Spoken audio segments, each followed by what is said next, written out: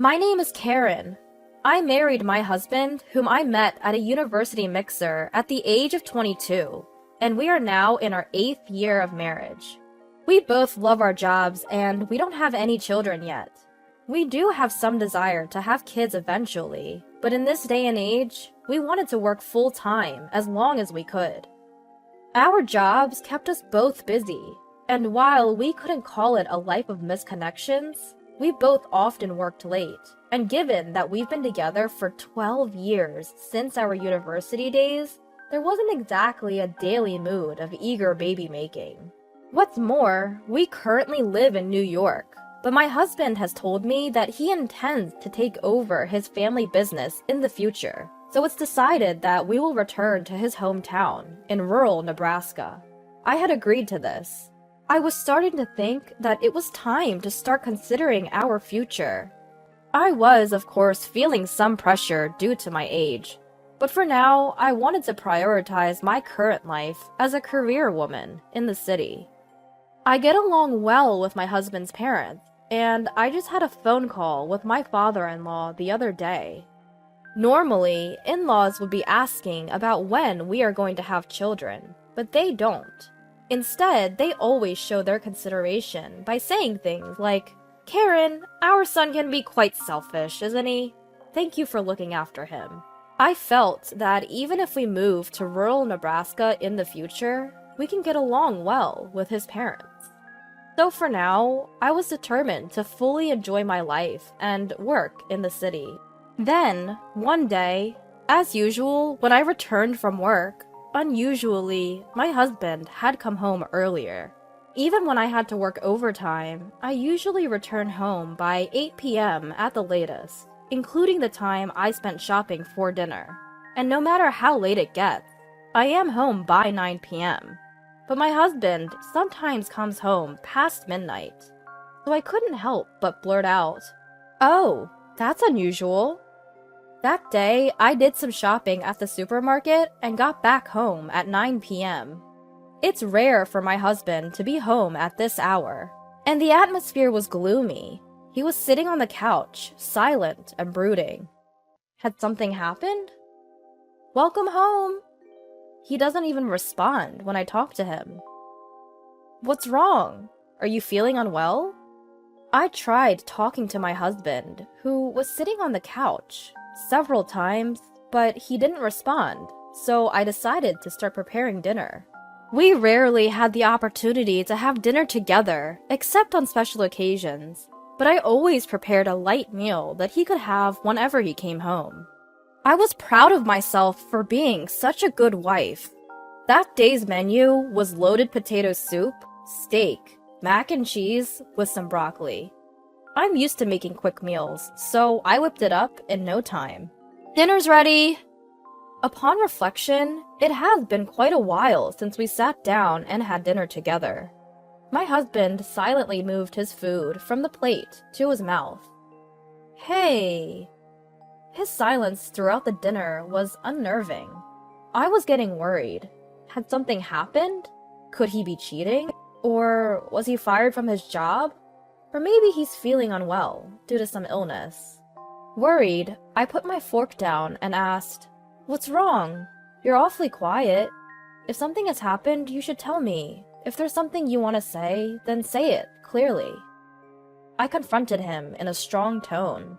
Then my husband, with a bitter expression on his face, reluctantly opened his mouth. "Well, I have a favor to ask." "What?"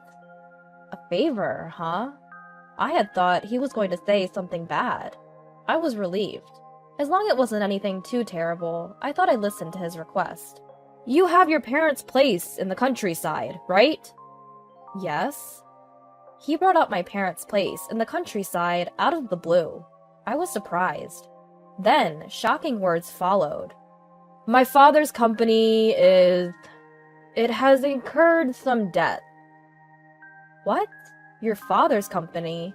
"My father-in-law runs a large printing company. He has dozens of employees, and my husband's family home is known as a prestigious household in the countryside. Would you mind if we used your family home as collateral?" What did you say? Suddenly asked such a thing, I didn't know how to respond. My father is a normal salaried worker. My mother works part-time. My sister is working as a nurse in a local hospital, and somehow the three of them are making ends meet modestly.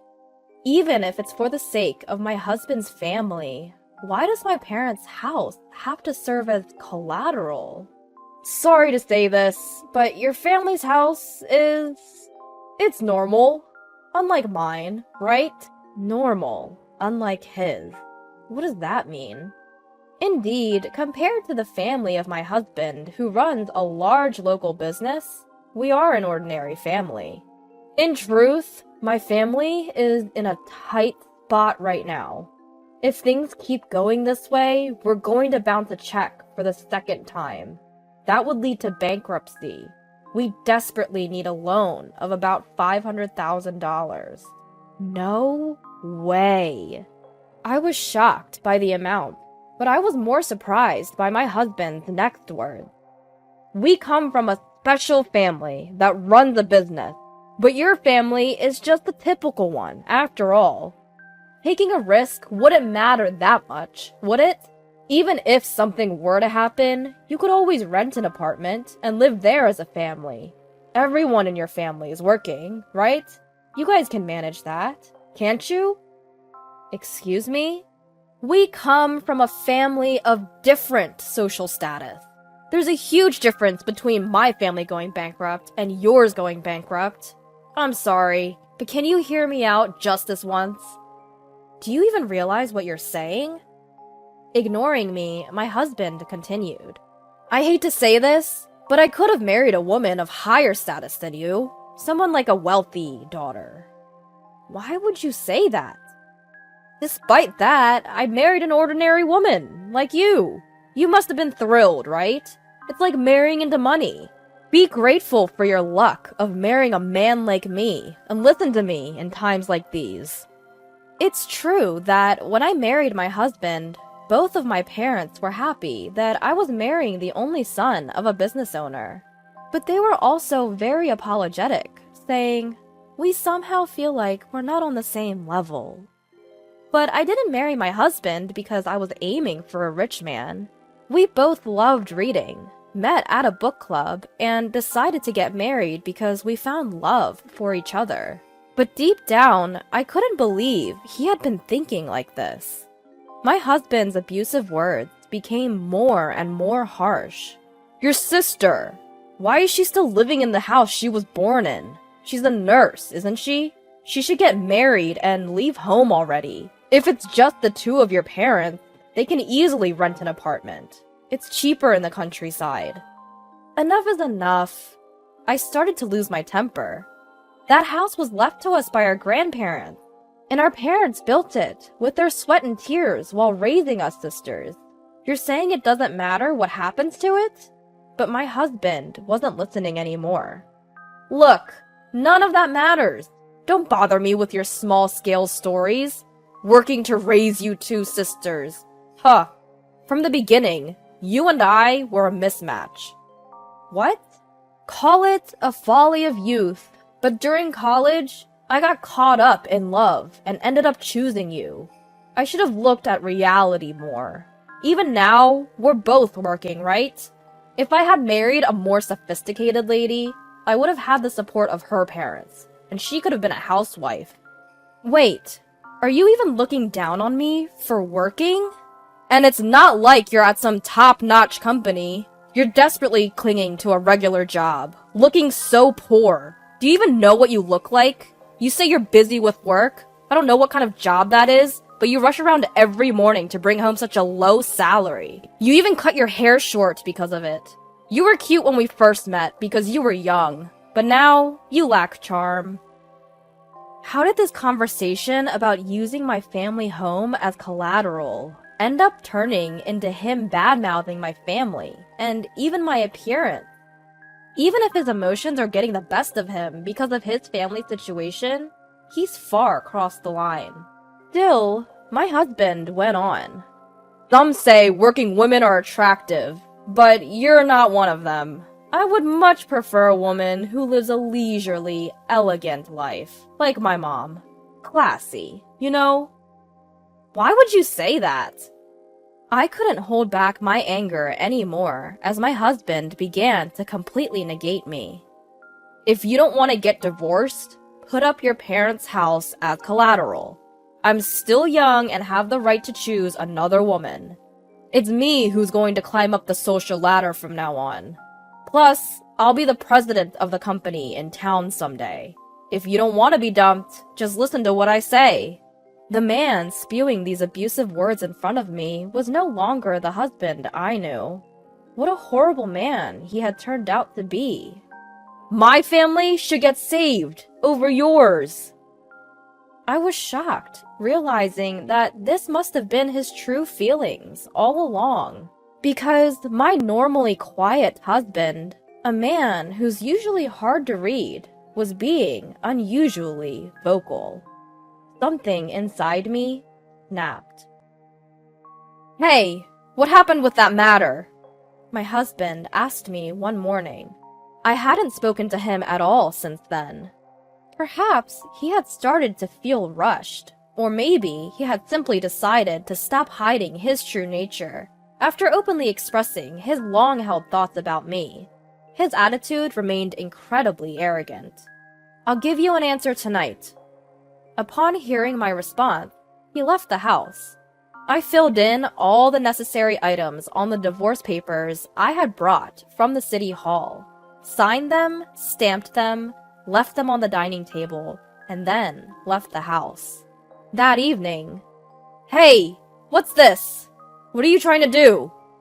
My husband, who might have expected me to consent to the collateral talk, had come home earlier than me.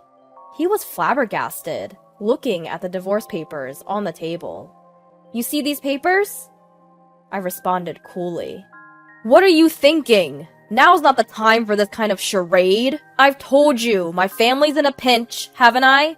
Are you really that stupid?" I ignored his offensive, stupid remark. It hurts to think that my father-in-law's company is in a crisis.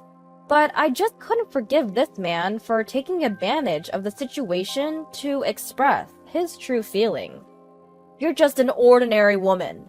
I should have married a richer daughter."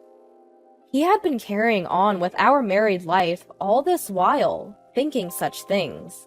And although he always comes home late, he could come home early in times of emergency. I hadn't noticed, or even thought about it before, but maybe he had had one or two affairs under the guise of work. But at this point, I didn't even care. Once I realized that he had been looking down on me and my family all along, there was no way we could continue our marriage. "Hey, don't mess with me!" He approached me, his demeanor threatening as if he might strike me. But I didn't flinch. "I've made up my mind. Now you need to sign this, too," I calmly stated. After that, I thought there might be a court battle involving lawyers, but in the end, he simply agreed to the divorce after some time. Since I had presented the divorce papers, I quickly packed my things and escaped to a temporary apartment. Perhaps he gave up. Regretting what he'd already spat out was too late. He had clearly insulted me, and not just me, but my family environment as well. What's been said can't be unsaid, and I didn't give him the chance to undo it, because that was his true feelings. After the divorce, I worked hard at the job that my husband had ridiculed as low-paying. Fast forward a few years. On a Saturday afternoon, a day off from work, I got a call from my former father-in-law. The divorce was so sudden, we didn't have the opportunity to discuss anything with my ex-husband's family, because until that incident, I had been nothing but a good daughter-in-law. "Ah, Karen! Long time no see." "Long time no see, father-in-law." I was relieved by the cheerfulness in my father-in-law's voice.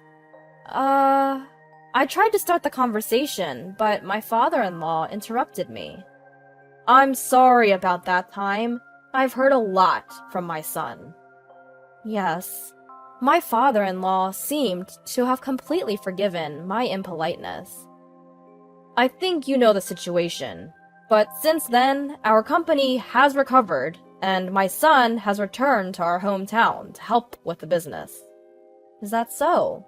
At least, that was good. Even though they were the family of my divorced husband, I didn't wish misfortune on his parents because they were not the one to be blamed. My former father-in-law continued.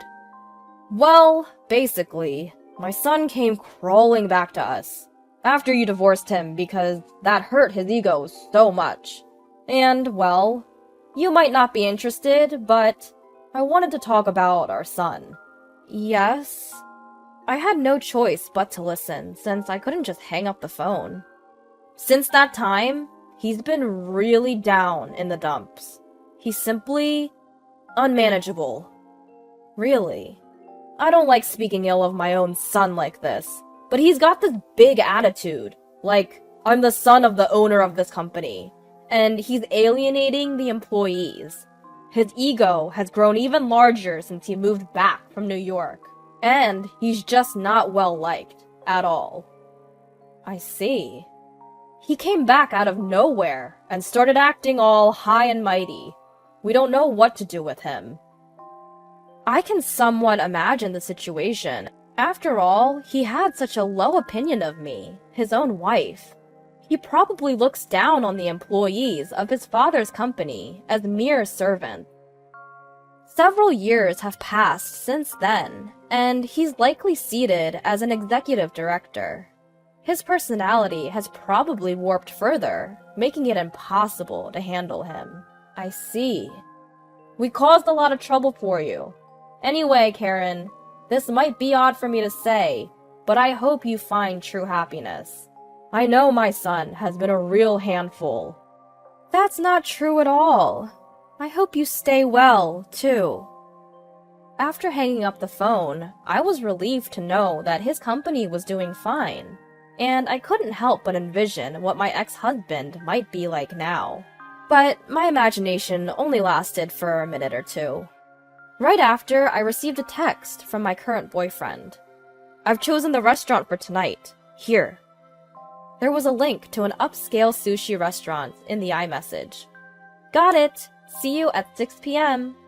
I replied, and started thinking of what to wear for our date tonight. Since then, I've worked hard and been promoted, and quite unusually for my company, I've made it to the executive's position, a rare achievement for women. My salary has increased considerably from before, and I'm comfortably living on my own. I've been able to save money successfully, and I was even able to gift a new car to my parents back home. My younger sister found a good man, got married, and is living happily in our hometown. And currently, I'm dating a man I met through work with the intention of getting married. He's a kind-hearted and wonderful man who, like me, comes from a normal upbringing.